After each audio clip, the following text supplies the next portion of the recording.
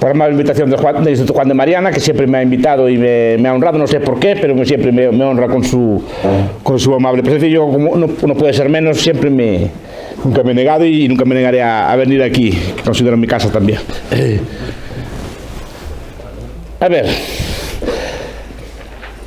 el tema que voy a tocar hoy es un tema que no tengo aún maduro, o sea, que no es un tema que yo tenga una postura cerrada de todo, ni tengo claro. Por eso me gusta venir a este tipo de foros y escuchar sus observaciones, sus críticas y sus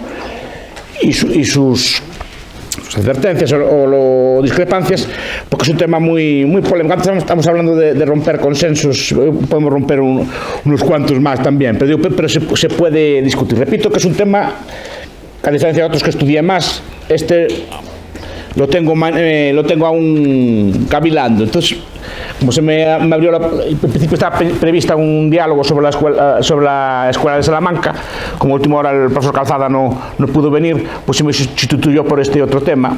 Entonces vamos a ver qué tal sale. Repito, no lo tengo acabado de todo, pero a ver qué les parece. Y yo siempre digo, cuando vengo a dar una conferencia de este estilo, tiene que ser como los toreros. O sea, o que le dan orejas y rabos y cosas así, o los echan fuera a pedradas. Pero nunca se puede hacer una faena de aliño, nunca se puede venir a cubrir el expediente. Entonces voy a traer un tema, lo voy a exponer y probablemente me tiren piedras al salir, pero me gustaría tocar algunos temas. El tema que toco es un tema que no sé. Por ejemplo, la escuela austríaca no ha estudiado mucho, otras escuelas sí. Es el tema de la escala. Y de la escala aplicada a la política. O sea, ¿importa el tamaño que tiene un Estado? ¿Importa el tamaño que tiene una organización política? Esto es un debate que se planteó en la escuela austriaca por los años 20. Por ejemplo, Mises en liberalismo, Mises en Nación, Estado y Economía toca algo el tema y apunta su preferencia por los estados pequeños o incluso por los microestados. También Hoppe, por ejemplo, en un paper que no es el más conocido de él, se llama Small is Beautiful and Efficient, que está publicado en la revista Telos, creo que en el año 94, es un paper también manifiesta su querencia, mientras no llegue el anarcocapitalismo, el día que llegue la parusía o el día de tal, pero mientras no llega, ¿qué es mejor? Un sistema pues, con grandes estados, con estados de gran espacio o con microestados. Él manifiesta también su preferencia pues, por muchos microestados. Él gustaría, por ejemplo, ver un mundo poblado pues, de Andorras, de Liechtenstein, de Hong Kong, de Singapur o de las islas San Kitts and Nevis o lo que sea. En fin, un mundo poblado por muchos microestados. Y la pregunta ¿es correcto esto? ¿Por qué?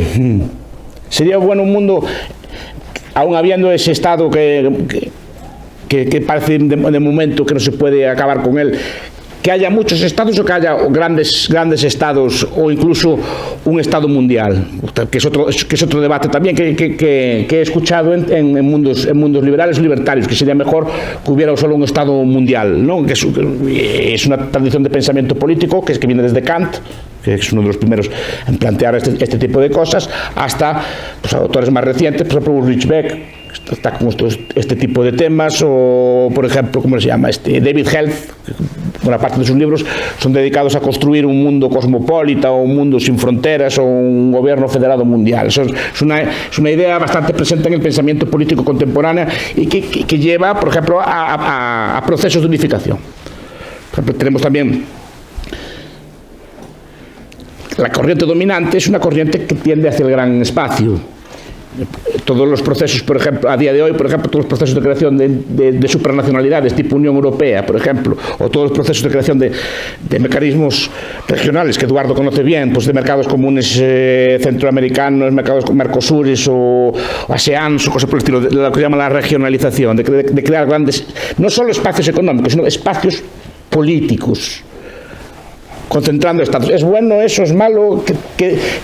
Bueno o malo ya es otro debate. ¿Es más liberal una cosa que otra, más libertaria una cosa que otra? ¿Favorecen la expansión del Estado una más que la otra?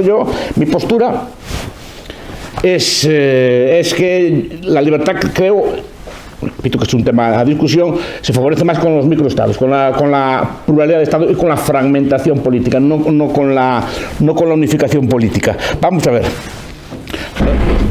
Las doctrinas del gran espacio imperan, bueno, todos los desarrollos de la geopolítica, y hablan del Lebensraum, hablan de espacios vitales, hablan de pues, hasta los nacionalismos, la gran Bulgaria, la gran Rumanía, la España imperial, etc. Vicens Vives en los años 40, por ejemplo, de acuerdo con esta línea, tenía aquella geopolítica de España y del imperio, tenía así como un mapa de la gran España, del futuro, etc. Y económicamente, pues en aquellos tiempos también se escribieron libros, por ejemplo, como el de Germán Bernacer, ¿no? Sobre libros de las doctrinas del gran espacio, se llaman así. Germán Bernacer es un economista así ya olvidado a día de hoy, pero fue un economista muy brillante en los años 30 y 40 y escribió muchas obras. ¿Y por qué a la gente le gusta lo grande? Tiene que ver con lo que dicen unos economistas que también critican esto, que se llaman Adams y Brock, en su libro de Complex of Bigness, el complejo de grandeza. Es decir, porque en economía nos gustan, o discutimos muchas veces, pues lo vi discutido muchas veces incluso en medios liberales, pues la gran empresa frente a la pequeña o la mediana empresa, o el gran Estado frente al pequeño o mediano Estado, ¿no? ¿Qué es más liberal? ¿Dónde se puede garantizar mejor la libertad? Esto es un tema. Está abierto, y obviamente hay ejemplos para todo, pero obviamente pues, Estados Unidos es grande y es libre, y a lo mejor Albania es pequeña y no es libre, pues se pueden poner contraejemplos. ¿Hay alguna teoría general? ¿Se puede establecer algún principio, más allá del caso concreto? Y esto es lo que podemos debatir hoy. Repito, es un tema que no está claro. A ver, ¿cuáles serían las ventajas que se aducen para el gran espacio, para la integración económica, para la creación de una macrounidad política? Cuando estoy hablando de unidades políticas, ¿y en qué medida la unidad política afecta a la libertad económica y a otro tipo de libertades también, ¿no? Pues las ventajas, bueno, pues dicen pues ellos, la escala es buena porque pues, se reducen los costes de transacción, se reducen las regulaciones, se incrementa el tamaño de mercado y se puede hacer más eficiente, se permite, si quieren, una mejor división del trabajo. Bueno, hay una serie de esto. Se puede regular mejor sin tener que andar con 40 regulaciones en cada espacio, etcétera, ¿no? Son temas a discutir. También se discute, por ejemplo, a nivel autonómico español, que es una cosa parecida pero a menor escala, que es mejor que haya autonomías o que haya un Estado solo central único. Es el mismo argumento, solo que aplicado a escala distinta. ¿Que es mejor una Unión Europea o una Europa fragmentada? ¿Que es mejor un gobierno mundial o un gobierno de varios estados, ¿no? Entonces, tenemos esto, el gran mercado, los menores costes, supuestamente el gobierno costaría menos porque somos más a repartir, habría pues, más apertura a la competencia, habría menos fronteras, porque las fronteras se consideran un enemigo de todo esto. Yo esto no lo acabo de ver claro, no lo acabo de ver claro de todo. Es cierto lo que está diciendo, son argumentos de peso, pero ¿qué costes tiene? Por ejemplo, tiene el coste de peso, el coste de cálculo económico. Por ejemplo, una unidad política. Rothbard, uno de los méritos que tuvo en su Main Economic State es ampliar el teorema del cálculo económico del socialismo a otras realidades, no solo al socialismo. Rothbard lo aplicó, por ejemplo, a las empresas. ¿Tienen las empresas un límite? ¿Funciona una empresa grande necesariamente mejor que una pequeña? Y él dijo que no, dijo que la escala, como cualquier otro elemento, es algo empresarial, pero no por el hecho necesariamente de tener mayor escala tienes que funcionar mejor. No necesariamente, en muchos casos puede ser así, pero se ve, por ejemplo, en las fusiones de empresas. Muchas empresas se fusionan y no siempre las fusiones funcionan bien. Hay muchas fusiones que fracasan, a otras les va bien. Entonces, ¿hay algún principio económico, hay alguna lógica que diga esto? Entonces, pero él aplicó que, llegado a un punto, una empresa no puede crecer más. Por eso en el capitalismo siempre las empresas pequeñas se comen a las grandes, a diferencia de lo que se piensa. A lo largo del tiempo acaban siempre las empresas pequeñas comiéndose a las grandes. Y las empresas de promedio, Ari de Geus en su libro sobre el tamaño de las empresas, dice que en la vida media de una empresa grande son sobre 40 años, situándose en el alto top y reduciéndose. Cada vez una gran empresa, pues antes estaba aquello de la IBM, ¿se acuerdan de ella? ¿Saben lo que es la IBM? Sí. ¿Todavía está? Sí. Pues era el gigante azul, era la empresa más grande del mundo, era una empresa todopoderosa, o la General Motors, que ahora está despiezado, poco queda de ella, es decir, ¿no? O la Ford. ¿Por quién fueron comidos? Pues chicos que empezaban en garajes, que a su vez fueron comidos por otros chicos que empezaban en garajes. O empresas grandes. De hecho, si ven la lista de grandes empresas de Forbes, por ejemplo, de hace 25 años, díganme cuántas quedan entre las más grandes. Y ven que eso va cambiando. Entonces, la empresa, llegado a un punto, tiene problemas de cálculo igual que el socialismo. Por ejemplo, es incapaz tiene cada vez más difícil fijar precios internos, en el sentido de que la mayor parte de las compras se las hacen entre filiales, o sea, se las hacen a sí mismas, por tanto, los precios que se fijan arbitrarios, las corrientes de integración, por ejemplo. Hay empresas que, por ejemplo, quieren fabricar el metal, después quieren fabricar el automóvil, después quieren vender el automóvil y después quieren financiar el automóvil, la integración vertical, controlar el proceso de todo. Bueno, pues el problema es que tú lo que sabes hacer bien es coches, tú no tienes por qué saber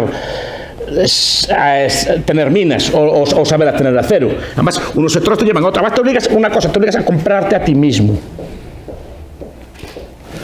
Recuerdo un caso de una empresa gallega, pues que compraba pescado y producía pescado. O sea, pescaba y lo producía y lo comercializaba.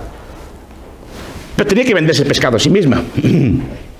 O tenía que comprarse el pescado a sí mismo cuando a lo mejor estaba más barato en otro sitio. Pero tenía que venderse a sí mismo cuando a lo mejor podía venderlo más caro en otro sitio. Y querías integrar la producción y tú a lo mejor lo que sabías era una sola parte del proceso. Pero esa manía de querer hacer todo el proceso, ¿no? Entonces, Rodar lo aplicó a las empresas.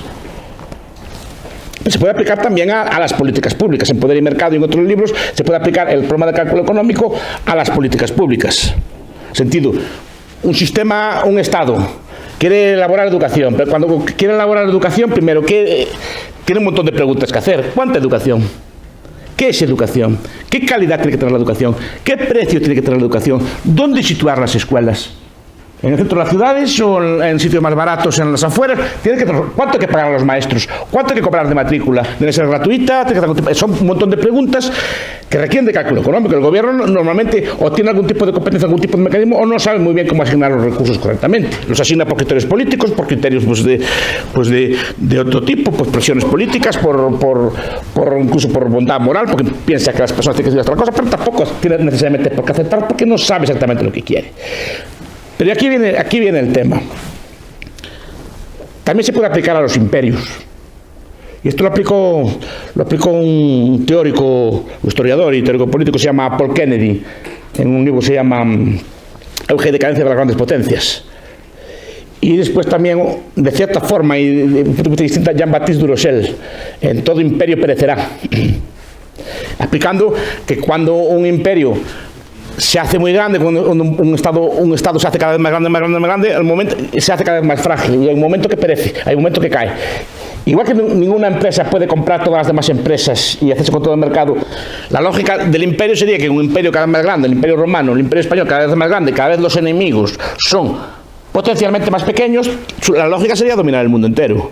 Eso nunca se dio, y probablemente no se pueda dar, porque hay un momento, lo que le llama Kennedy sobre expansión, overstretch, que es un concepto que usa, un exceso de expansión, pero que los estados tan grandes cada vez calculan peor, cada vez tienen más enemigos, cada vez son menos ágiles y cada vez funcionan peor.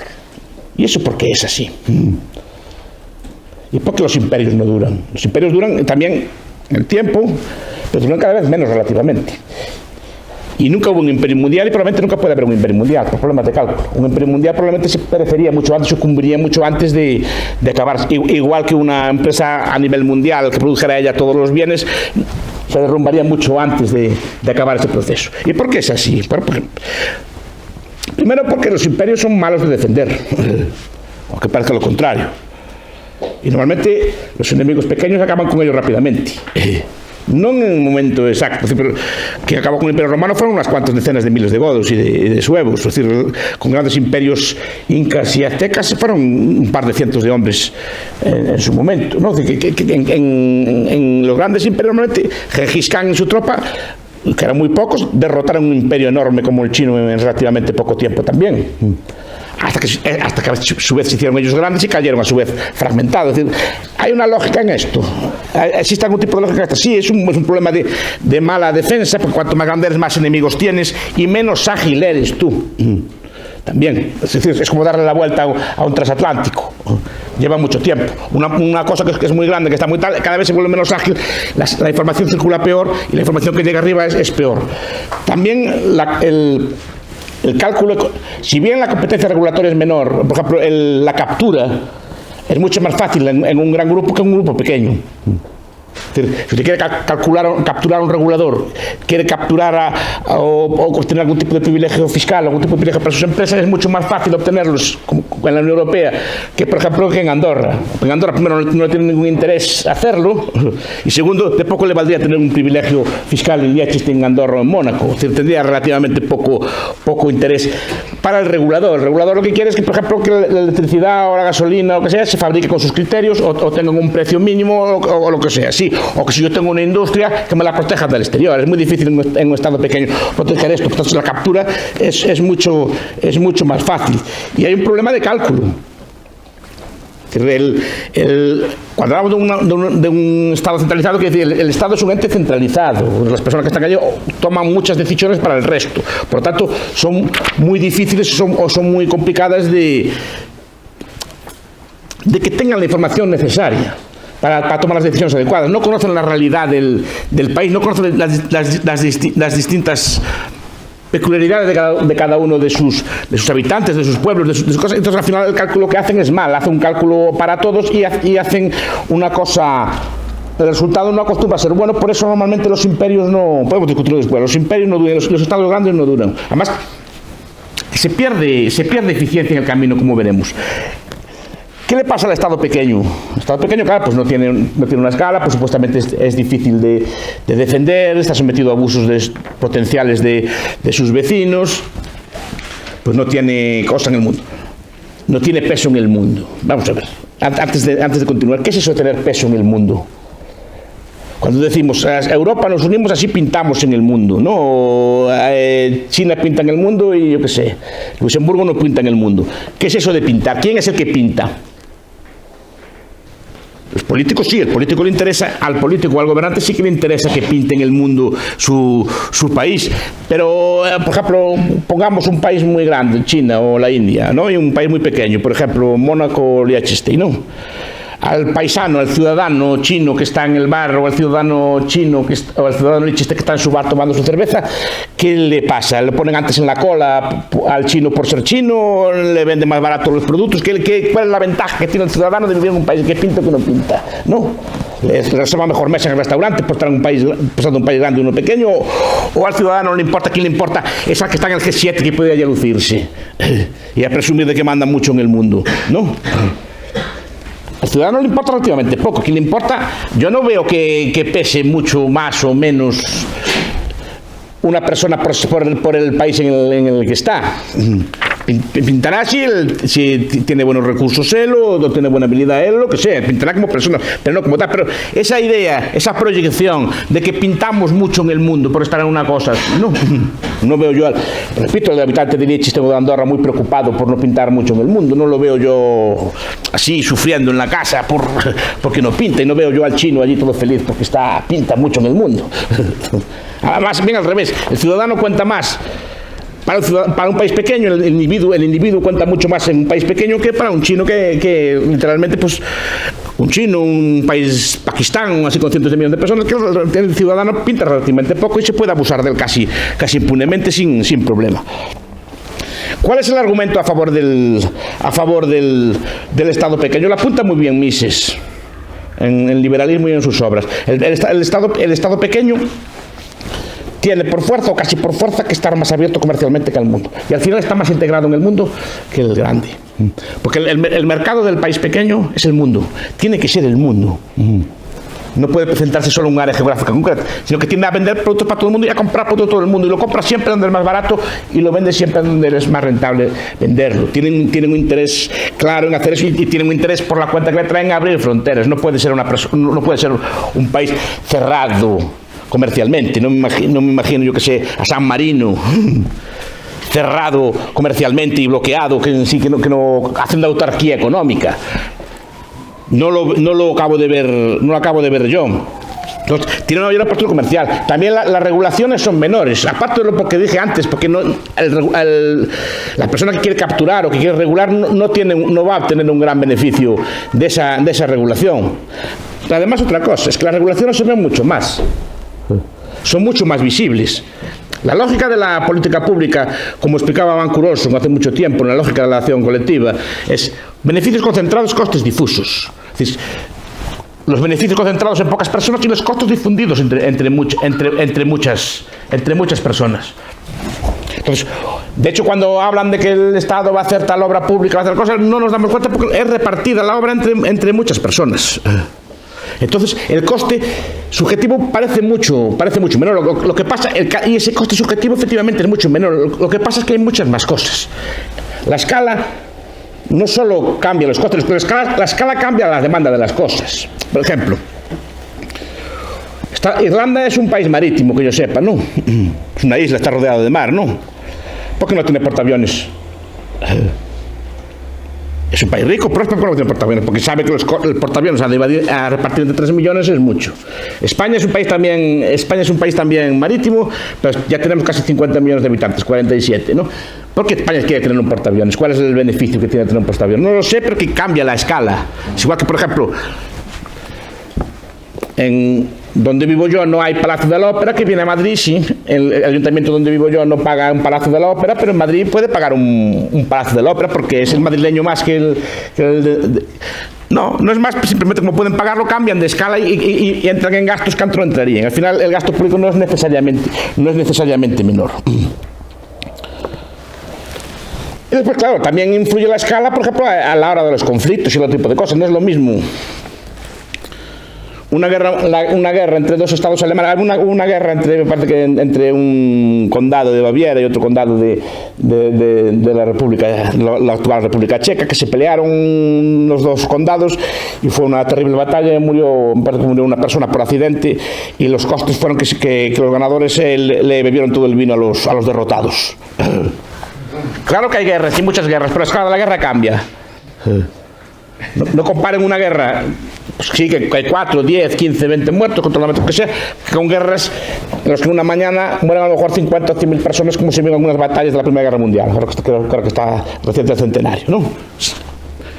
El Camino de las Damas, en una mañana murieron 50.000 jóvenes, creo que fue la flor de la juventud británica.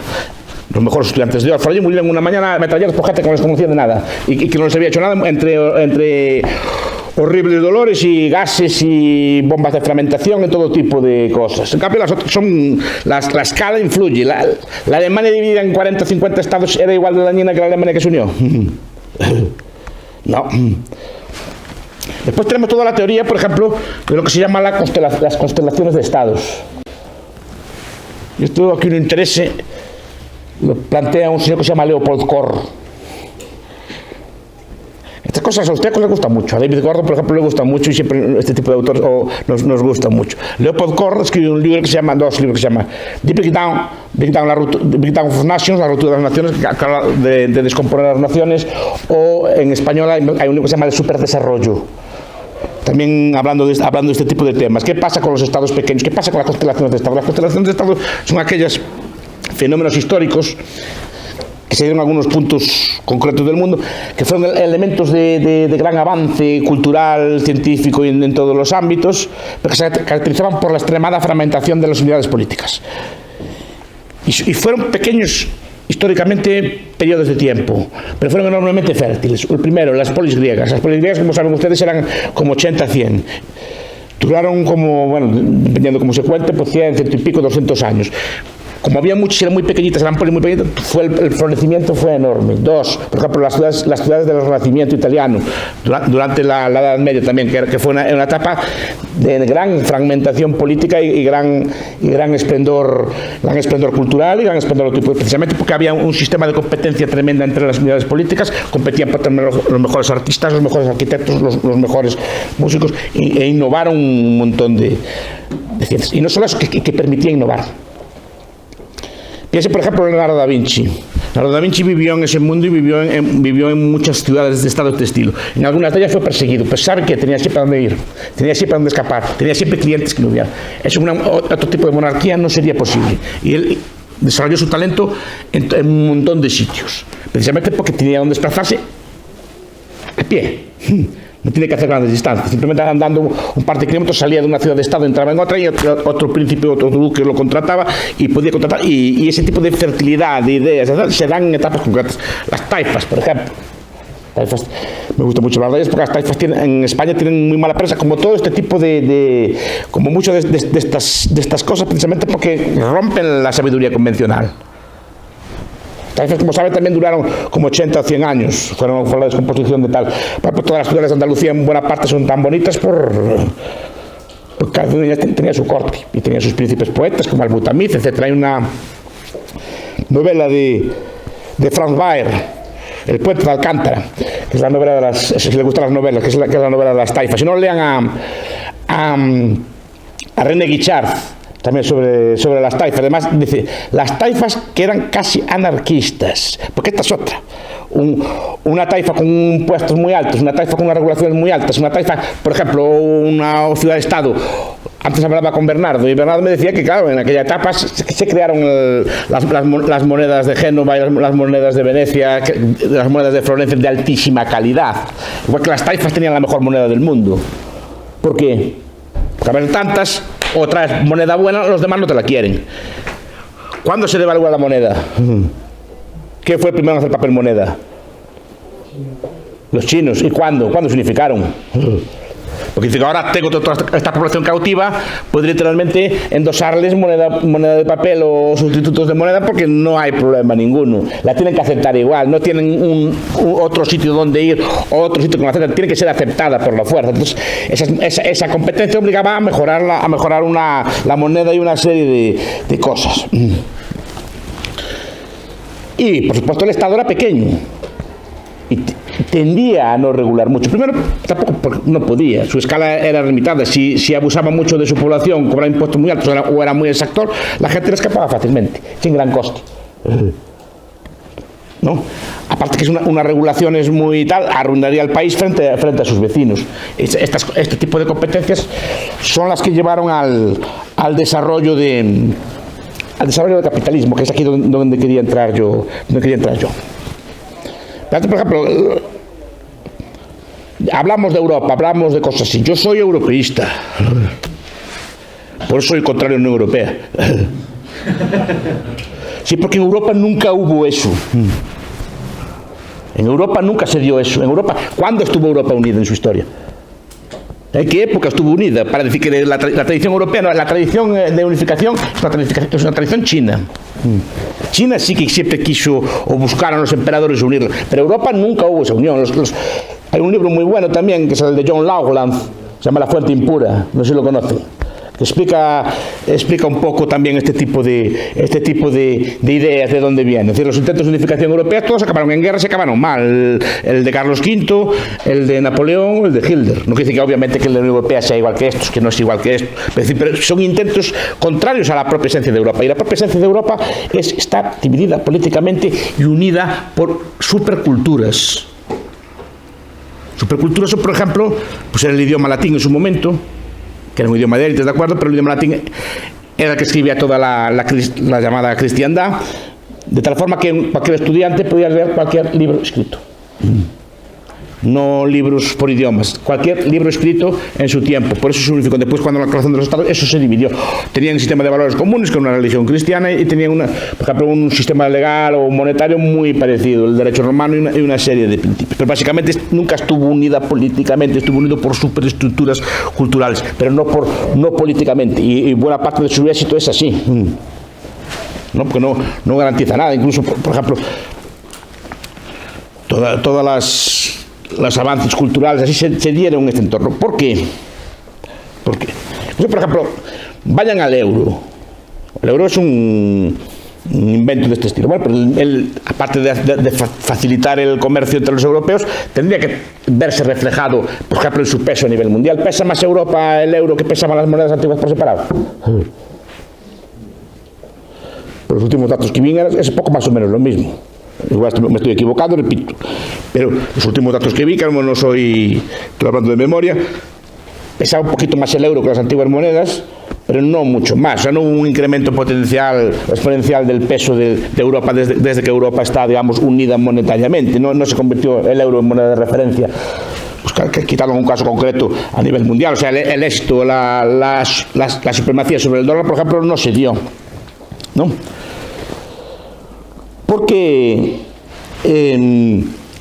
tiene que ver, y aquí es la última parte, ¿por qué tiene que ver esto que estoy diciendo, esta cosa de la fragmentación, con el capitalismo? ¿Por qué se dio el capitalismo? Una de las grandes preguntas de las ciencias sociales es por qué se da el capitalismo y por qué se dio en Europa. Y dio lugar a una gran corriente de debates, y de hecho están los eurocentristas contra los orientalistas. Por ejemplo, ¿cómo se llama? Joel Mokyr, David Landes, por ejemplo, ¿cómo se llama Norman Davis, parece que se llama así, el milagro europeo, Jan Baechler, Rubén Zorrilla. Bueno, lo que dicen es que el capitalismo nace en Europa porque tiene que nacer en Europa, porque está fragmentada políticamente.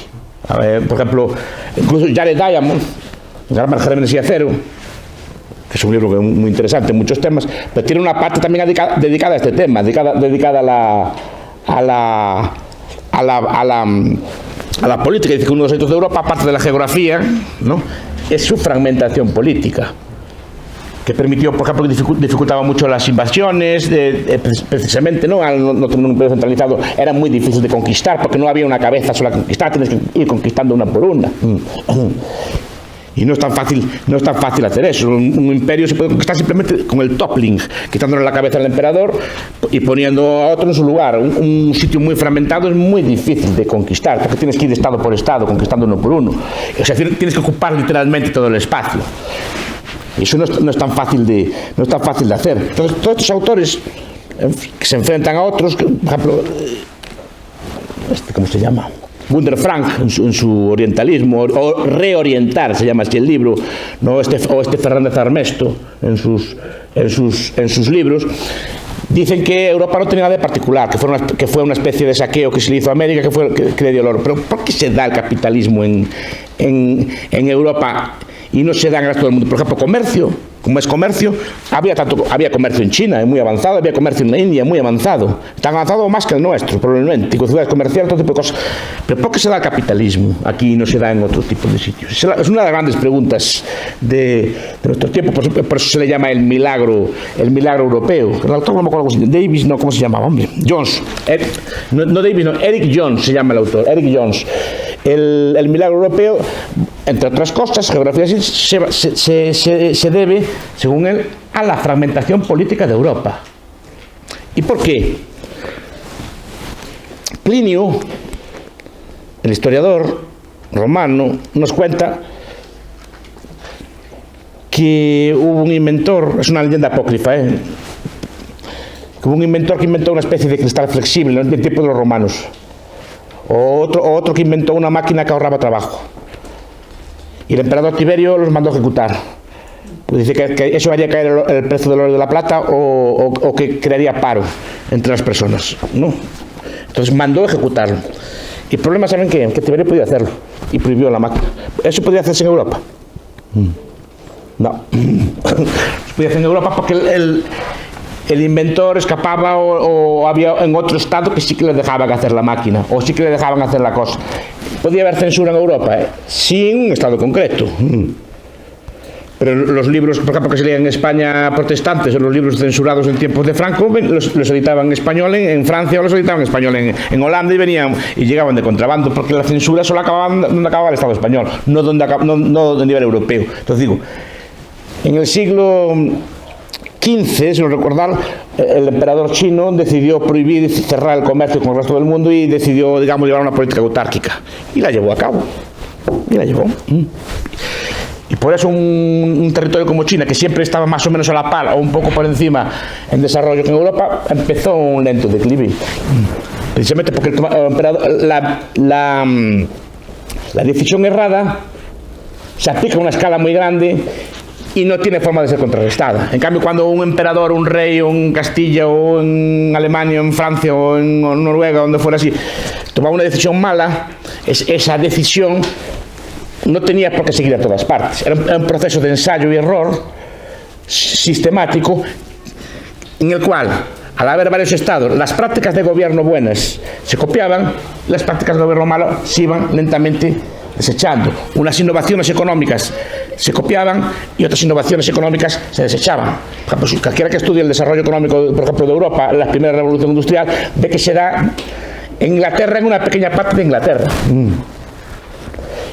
Y en otras zonas de Europa hay seria oposición a ese tipo de prácticas, pero da igual. Inglaterra la empezó a llegar, Inglaterra empezó a prosperar y fue rápidamente imitada, porque el desarrollo económico al principio fue como una mancha de aceite, no nació en toda Europa a la vez, nació en unos sitios y fue rápidamente copiada e imitada. Y si pasara al revés, que hubiera un Estado único en toda Europa que dijera que no hay tal invención o que no tolera tal cosa, entonces no hay esto. Por eso, por ejemplo, Landes o Mockir, ¿no? Por ejemplo, que son los que o un autor que a mí me gusta mucho, que les gusta mucho a los austriacos, aunque no sea austriaco, que es más bien beberiano, que se llama John Hall, un libro que se llama Poderes y Libertades. Ya es un libro viejo en el sentido que tiene 30 años, pero también dan el clavo. Dice: el éxito de Europa es la emulación, la copia. Las prácticas, por ejemplo, la democracia el feminismo, muchos de los avances de la mujer no aparecieron en toda Europa a la vez. Incluso, por ejemplo, los derechos LGTBI que antes discutíamos, ¿no? Aparecieron en un par de países a la vez, cuando todo el mundo se burlaba de ellos, pero aparecieron en un país, se instauraron allí, después se copiaron por el resto. Si hubiera un Estado solo, yo creo que sería bastante más difícil que se llevar a cabo este tipo de emulación. Entonces, normalmente la emulación, la competencia en la pequeña escala, lo que lleva es, primero, es un dinamismo terrible.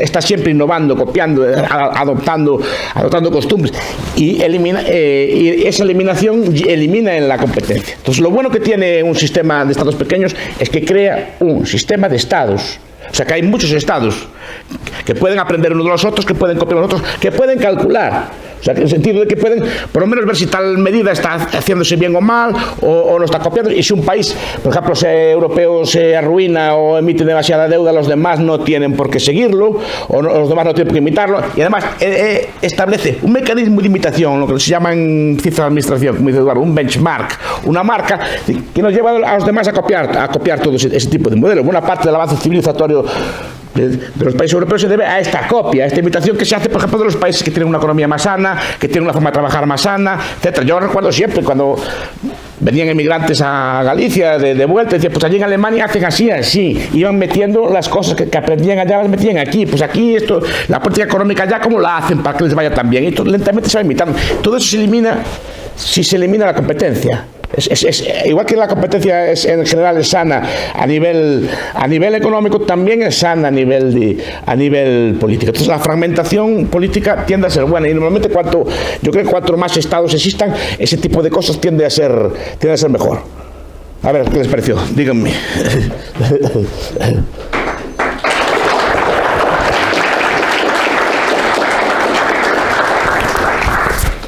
Me ceñí el tiempo, ¿eh?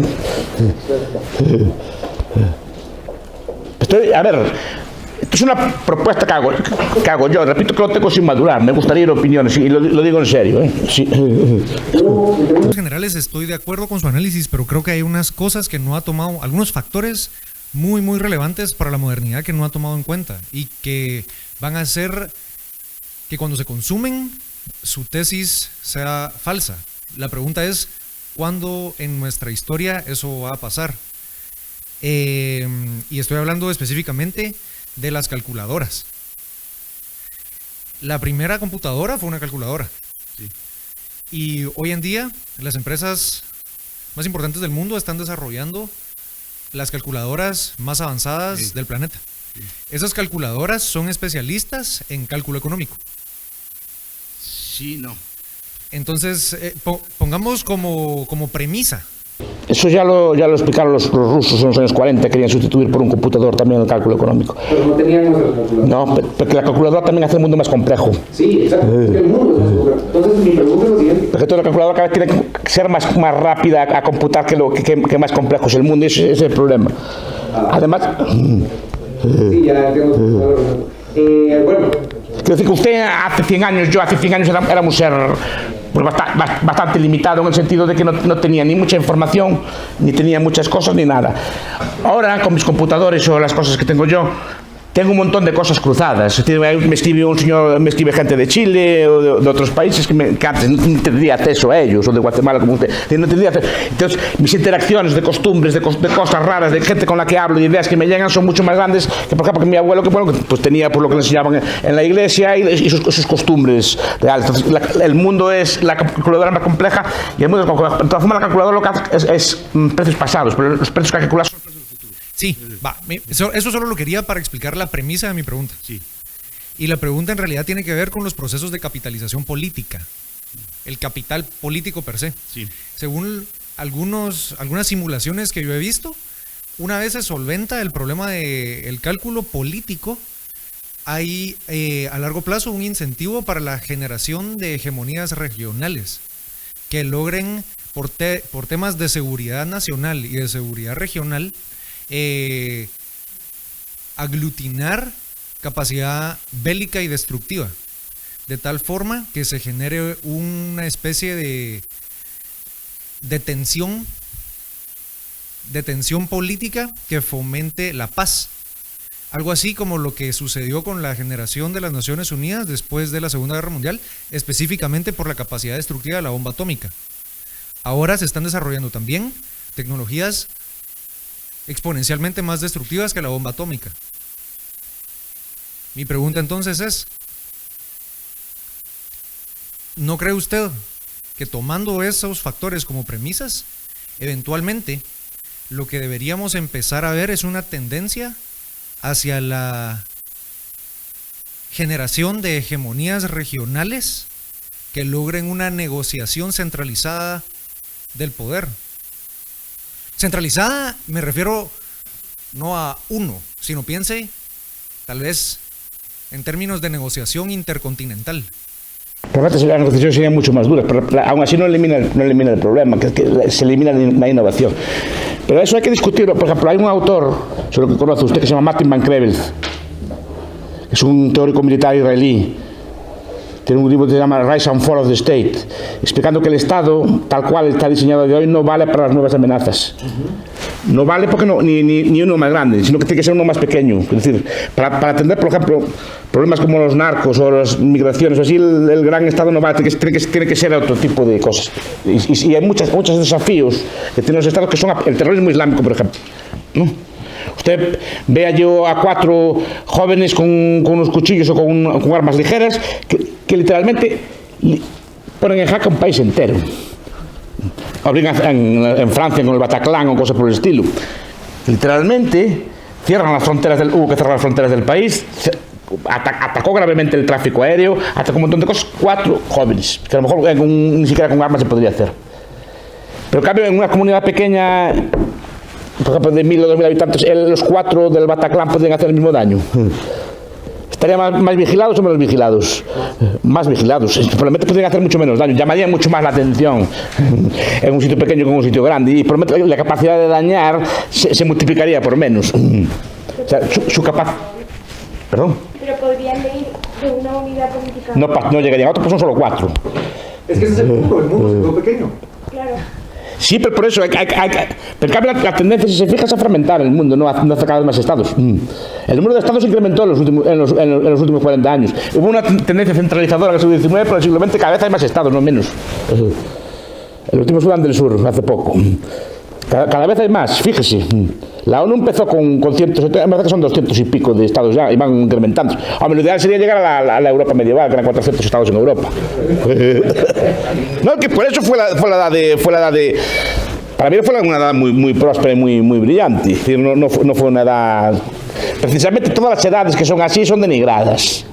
Igual que las taifas son denigradas, la Edad Media es una etapa absolutamente denigrada e insultada por todo cuanto historiador hay, sin base ninguna. Yo un día lo dije en una cosa, yo creo que lo peor... hay algo peor que ser de mis ideas, ser el historiador medieval, porque el historiador medieval, no todo el mundo dice que su época es la peor de la historia, es una etapa así de atraso, de torturas y cosas por el estilo, ¿no? Y por mucho que se esfuercen a explicar que no es así, nadie les hace caso. Aún se hace menos caso que a mí, que no... Pero sí que no, que es una cosa buena, pero cuanto más grande es, peor calcula.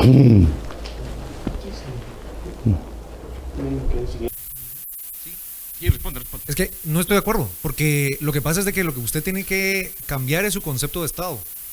Porque si se da cuenta, a final de cuentas, los Estados Unidos, por ejemplo, lo que son es como una liga asiática en esteroides.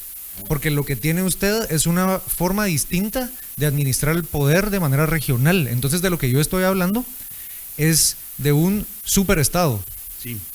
Que a final de cuentas Un hegemón, se llama así. exacto, un hegemón, pero no un hegemón verdadero, sino una liga de hegemones. Sí, que se pusieran de acuerdo entre ellas. Exacto. ¿Y tú crees que se ponían de acuerdo? Sí. O que habría más conflicto? El incentivo de no ponerse de acuerdo es la extinción de la humanidad.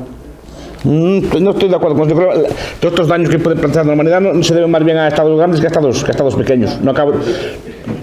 No, pero está bien. No me interesan estas argumentaciones para tenerlas en cuenta si elaboro este tema. Pero no acabo de ver yo que menos sean más pacíficos que grandes. La Alemania era muy grande y eran pocos estados relativamente en Europa. Más peleas tuvieron y a gran escala. El problema no es que tengan peleas, el problema es que las peleas tengan a gran escala. Y el estado grande, el problema que tiene es otro, es el de la guerra civil. Que la guerra civil entonces hace una escala enorme. Y eso ha aumentado. Sí, que hasta a día de hoy no hay guerras entre estados. Casi no hay guerras entre estados, creo que no hay ninguna. Corríjanme, igual sí, creo que no hay ninguna. ¿Qué? Arabia Saudí y Yemen. Sí, una. Teóricamente no es una. Sí, es guerra entre estados, sí. Más, no hay más. Bueno, sí hay alguna más, pero de ser una cosa generalizada, nuestras guerras son guerras civiles. Pero ¿qué pasa? Cuando el Estado es grande es la guerra civil. Si mira la lista de las grandes matanzas de la historia, ve que 3 de ellas son en China y son guerras civiles. Los conflictos internos. Los turbantes amarillos, el Taiping y la gran hambruna de Mao. Y son guerras internas, pero con mucho más muertos que la guerra mundial. Algunas de ellas. Yo tengo 2 preguntas. Una es sobre cómo se aborda desde esta postura más descentralizada y con más multiestados el concepto de duplicidad de costes. Si hay más estados, los costes se multiplican por cada uno. Es que usted puede una por una, ¿quiere? Vale, si prefiere responder esta primero. Bueno, y la segunda pregunta es, en caso de que los estados queden descentralizados, ¿qué impediría que un estado o varios estados en múltiples lugares volviese a intentar absorber a los demás pequeños para volver a hacerse grande? Los procesos de conquista ya han sucedido, ¿por qué no iban a volver a pasar? Puede pasar. Pero el tema de la duplicidad. El tema no es la duplicidad, es lo que cuesta cada duplicidad. Es muy distinto. Por ejemplo, yo veo que en España se critica mucho que hay muchas autonomías y que se duplican mucho las cosas. Pero si ven en porcentaje de gasto público, por ejemplo, España gasta más que Francia e Italia. España gasta menos que Francia e Italia, que son supuestamente que no ahorran. No es la duplicidad en sí, es lo que cuesta. Además, la redundancia no tiene por qué ser necesariamente negativa. Pues, cuando leen libros sobre este tipo de temas, que es la ciencia de la administración que le gusta a Edu, la de Ostrom. Ostrom también hablaba de esto, en Intellectual Crisis of Administration, hablaba de estas cosas, por ejemplo. Usted tiene 2 ojos, porque uno le sobra.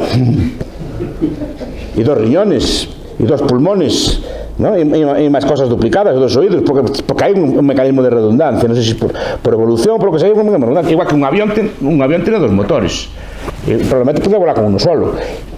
Incluso los trenes de alta velocidad tienen 3 sistemas de frenado, y mira cuánto peso le podríamos quitar quitándole 2.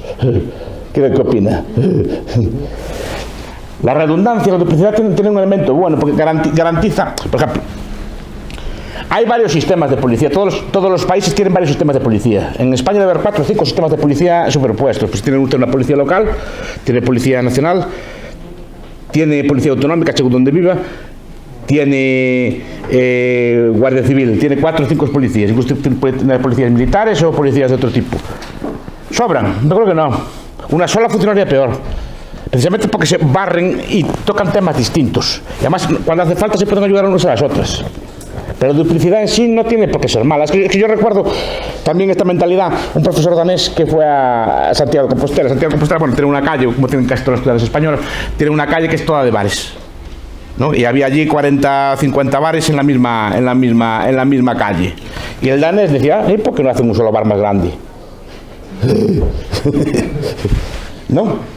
Pues por muchos factores, cada uno se especializa en una cosa, nunca están todos cerrados a la vez, por ejemplo, si hay una avería o un problema no fracasa, es lo que explican, por ejemplo, en los sistemas de transporte, que es bueno que haya uno solo, si hay un sistema solo de transporte y colapsa todo el transporte. En cambio, si por ejemplo hay taxis, trenes, buses, incluso transporte pues, naval, como hay en algunas zonas, etc., pues todo eso, si falla uno, los demás funcionan. Pues por eso es bueno la duplicidad. Pero nosotros funciones distintas. La Guardia Civil, la Policía Local, hacen funciones distintas. No, son todas policías, precisamente, pero cada uno se especializa en una cosa, pero pueden hacer todas la misma. Las comunidades en los estados, al final, están haciendo la misma función. Por ejemplo, piensa en las comunidades autónomas, la sanidad que hay en Madrid, la sanidad que hay en Valencia. A ver, un por un. Me gustaría que respeten el tiempo de pregunta porque hay gente que Sí, está hablando con... No sé si estaba usted, me parece. Sí, no, era simplemente eso, que en las comunidades autónomas están repitiendo la misma función, solo que en distintos sitios. No es que hagan funciones complementarias entre sí, como en la Guardia Civil, con la Policía Local y la Policía Nacional. ¿Cómo que se duplica? Y precisamente por eso el gasto en España es más bajo que en Francia, que no tiene nada de eso duplicado. O es más bajo que en Italia, que no tiene nada de eso duplicado. Pero es más bajo por las políticas que se adoptan. Porque a lo mejor sabe que si unifica, la sanidad, por ejemplo, gasta más en sanidad que gasta ahora. Como a ver, si elimina usted la competencia, no sabe si está gastando bien o está gastando mal. No tiene un benchmark, no tiene un parámetro. Es como cuando, por ejemplo, en España había una televisión sola. Cuando yo era pequeño había una televisión sola en España. Esa televisión no sabíamos si era barata o cara, era la que había. Ahora que empezamos a ver que hay televisiones locales, públicas, tal, vemos y comparamos los costos y empiezan a comparar y nos parece un despilfarro que haya una televisión que gasta tantos miles de millones, sea autonómica o sea española. Pero empezamos a ver que despilfarra, porque sabemos, antes no sabíamos si gastaba. Y una televisión española sola puede gastar más que todas juntas. Pero si quitas todas las comunidades, seguro que estás ahorrando una cantidad mayor que la ineficiencia. Claro, es lo que decía el señor de los bares. ¿Le parece bien? Claro, pero son distintos. No, es lo mismo. Cuanto más próximo está, más puede calcular porque conoce mejor el terreno y sobre todo tiene otros modelos de referencia para comparar con ellos. Y puede decir si está gastando bien o gastando mal. Por eso digo, se vería en algún sitio si tal unificación es buena o mala. Porque no depende de las duplicidades, depende del costo de las duplicidades, que es muy distinto. Porque puede tener todo unificado y costarle mucho más que no unificado. Por ejemplo, en Estados Unidos no solo hay 50 parlamentos estatales, sino que hay 50 senados. No sé si lo saben también, que cada estado tiene un parlamento y un senado. Aparte del grande de Estados Unidos, tiene cada uno el suyo duplicado. ¿Y por qué cuesta menos? Porque simplemente los legisladores no cobran. Y aquí sí. ¿Por qué empezamos por cosas en vez de echar la culpa a la duplicación? Echamos la culpa a lo que cuesta la duplicación, que es muy distinto. Y la alternativa sería, ¿y concentrado sería más barato o más caro? Porque eso es si no se vería, ¿no? Los estados, la cosa más barroca que hay en el mundo, barroca y complicada, es la administración suiza. Porque duplican, triplican, además no son homogéneos, porque no solo tienen cantones, sino que tienen subcantones, y es mucho más barata que la nuestra, precisamente porque comparan y compiten. La competencia barata los costes, es que si no, no lo saben. Y eso pasa que en política es un problema que le critico yo al cartesianismo. Es una visión cartesiana que en otros mundos no hay. En el siglo XIX en todo el mundo triunfó el diseño de administraciones y el diseño de política, aparte de las ideas de gran espacio, que es una idea relativamente reciente, triunfaron las ideas cartesianas. ¿Y dónde se ve? Por ejemplo, los departamentos franceses, que son casi cuadrados. Se ven los estados africanos, que fueron hechos de forma racional, deliberadamente, o sea, con escuadra de cartabón y siguiendo cosas así, para que se pretendía que las formas geométricas eran más puras y más correctas que el resto. Y lo que hizo fue un montón de daño. Pues este cartesianismo de evitar duplicaciones, de evitar superposiciones, de cosas, se trasladó a la administración pública. Menos a la Suiza, porque no está basada en estos principios. Y se quiso hacer todo como una cosa como muy racional. Por ejemplo, toda la idea de centralizar el tráfico de trenes, ¿no? En Francia es muy clara, la estrella de Legrand, se llama así el sistema ferroviario francés, es centralizado, es como una estrella, todo pasa por París. El sistema ferroviario alemán, como era más antiguo y estaba hecho probablemente antes de la unificación, es un sistema barroco. O sea, había muchos atajos, vueltas, revueltas, y iban por allí, cosas por el estilo. ¿Cuál cree que llegó, cuando fue la guerra mundial, quién cree que llegó antes las tropas a la frontera, Alemania o Francia? Alemania, mucho antes, porque bastaba un colapso en una cosa de la estrella para que se colapsara todo. Y se colapsó. Se colapsó. En cambio, los ferrocarriles alemanes había un colapso, tenían por donde dar la vuelta. Iban, daban la vuelta, giraban por ahí, pero llegaron todos a la frontera antes que los franceses. Porque basta cualquier fallo. Eso lo explica muy bien Taleb y estas cosas en sus libros. Te digo que es una mentalidad administrativa racional en el sentido de cartesiana. Esto sabe quién lo critica muy bien. Hay un señor que se llama John Ralston Saul, mira que es un autor que en general no me gusta. Un libro que se llama Los bastardos de Voltaire. ¿No? Por esa idea de Voltaire, de la ilustración, yo sabe que mucho de la ilustración no soy, ¿no? Pero esa idea de racionalizarlo todo, diseñarlo todo, tal, pues viene de ahí. Y de ahí vienen estas cosas de evitar superposiciones y que haya todo como una cosa o sea, como una administración para cada cosa. ¿Por qué pasa si falla una? Sí, no, además del coste de oportunidad y que... La verdad, respeto el... No, a ver... Si se puede, porque... Eso es una cosa He pedido el Sí. tiempo de palabra antes. Sí, o sea, yo era por hablar de este tema que ha comentado mi compañero de las calculadoras. Yo no entiendo la fe que se tiene en las calculadoras y en las máquinas de computación. O sea, me refiero, Bastos ha hablado de la Unión Soviética, que tenía los mejores matemáticos, las mejores tecnologías para hacer cálculo económico, y fracasaron. Y países que no los tenían y que confiaron en las personas, en su libertad, triunfaron, pero vamos, soberanamente. O sea, entonces no entiendo esta fe en el progreso de estas máquinas para hacer cálculo económico. Y lo que te quería comentar, Bastos, era lo de Europa siempre ha estado fragmentada.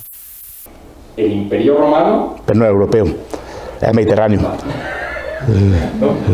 La mayor parte del territorio estaba en Asia y estaba en el norte de África, no dominaba toda Europa. El norte, gracias a Dios, no lo dominó. Todo lo que es la Alemania, Austria, por allí para arriba, no lo tenía controlado. Incluso ni controlaba todo el territorio europeo.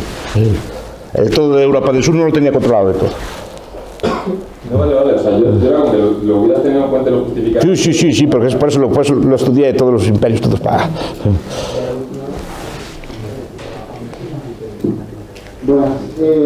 Yo voy a hablar un poco a favor de las calculadoras,